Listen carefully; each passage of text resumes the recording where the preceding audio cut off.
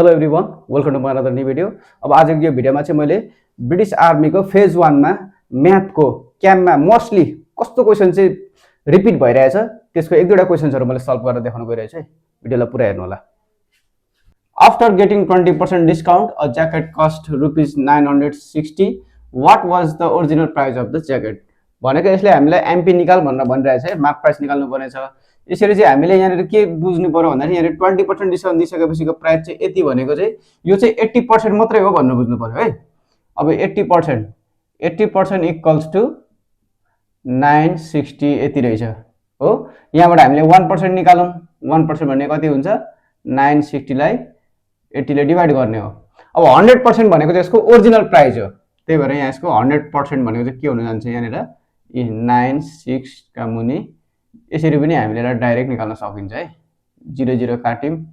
अब 8 1 जा 8, 8 12 जा 96। अब यो मल्टिप्लाई गर्दाखेरि यति हुने भयो भनेपछि हाम्रो यति चाहिँ रहेछ यसको चाहिँ मार्क प्राइस अथवा ओरिजिनल प्राइस चाहिँ यसको 1200 रहेछ।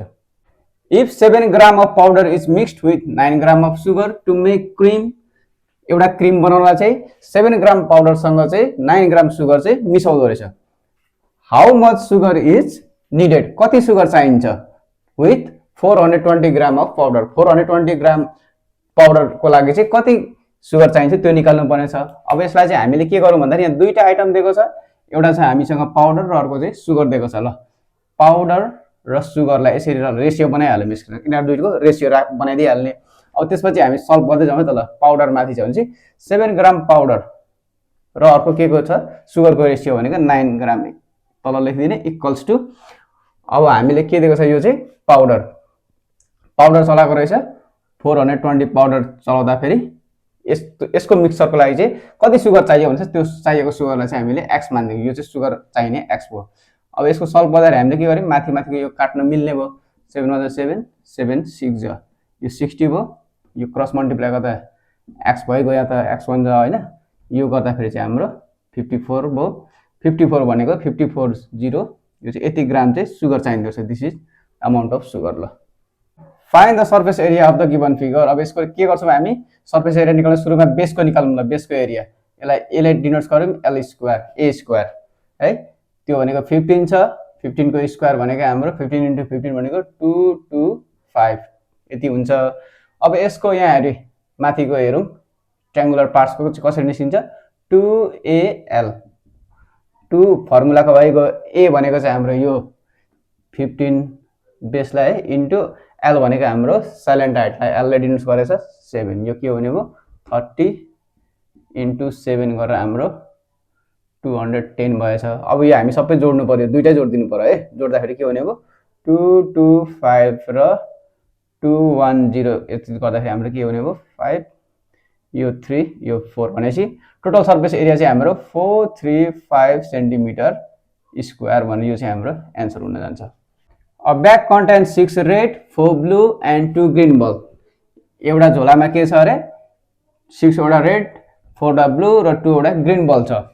2 balls are drawn randomly one after another without replacement भनेको दुईटा बल निकालियो एक पछि अर्को गर्दै निकालियो भने सुरुको बल निकाल्दा फेरि अर्को बललाई चाहिँ फेरि त्यो ब्यागमा चाहिँ राखिएन भनेको छ। What is the probability of getting one red and one blue ball? एउटा रेड पर्ने र अर्को चाहिँ ब्लू पर्ने प्रोबेबिलिटी निकाल्नु पर्ने छ। अनि फेरि यहाँ नोट दियो give your answer as percentage rounded up to 1 decimal place भन्ने भनेको छ। यसको लागि हामीले धेरै चोटी गरिसकेका छौं। टोटल नम्बर अफ बल निकालिहाल्नु पर्छ। टोटल नम्बर अफ बल भनेको 6 र 4 + 2 गर्दा फेरि हाम्रो कति आउने भयो 12 वटा बल हुने रहेछ। अब यहाँबाट हामीले डाइरेक्ट निकाल्दियौ यहाँनिर। ल एउटा के गर्नुपर्ने छ रेड बल। ल प्रोबेबिलिटी अफ रेड देन अथवा रेड एन्ड के छ अर्को हाम्रो ब्लू बल है। ब्लू बलको ल ब्लू बलको छ कसरी निस्क्यो भन्दाखेरि रेड कतिवटा छ 6 वटा छ जम्मा बल यति छ है इन्टु हामीसँग ब्लू बल 4 वटा छ। एउटा बल निकालिसकेकोले गर्दा फेरि हामीसँग यहाँनिर अब 11 वटा बल मात्रै रहन्छ यसरी हो।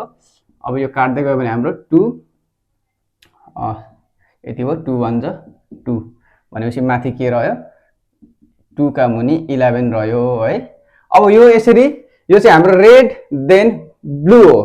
फेरि हामीले यसरी के गर्नु पर्यो अर्कोचोटि तान्दाखेरि सपोज अर्कोचोटि तान्दा चाहिँ पर्न सक्छ ब्लू अथवा रेड त्यसरी भनेर निकाल्नु पर्ने त्यसलाई यहाँ इन्टु 2 गर्दाखेरि भइहाल्छ यसको लागि यो भनेपछि हामी कति हुने भयो 4 का मुनि 11 हुने भयो हो यसलाई चाहिँ पर्सेन्टेज बनाउँदा हामी के गर्छौँ अब यहाँ 100 ले मल्टिप्लाई गर्छौँ यसरी मल्टिप्लाई गरिसकेपछि अब यो के भयो 400 का मुनि 11 भयो हो यसलाई हामी डिभाइड गर्दियौँ ए के हुने हो 11 3 जा 33 हो यहाँनिर 7 आयो यतापट्टि जादियौँ 70 हुने रहेछ हैन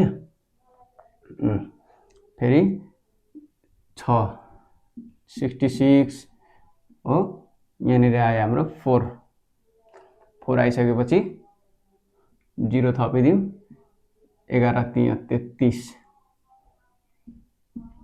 फेरि यहाँनिर भयो 7 हुने भयो 4 दिन 11 छक्का भनेपछि 2 डेसिमल प्लेस भनेकोले गर्दाखेरि यसको राउन्ड अफ गर्नुपर्ने भयो हामीले अब यहाँ सरी 1 डेसिमल प्लेस भएकोले यसको राउन्ड अफ गर्दाखेरि हाम्रो के हुन्छ पर्सेन्टेजमा यता 36.4% हुन्छ है यो हाम्रो एन्सर रहेछ ल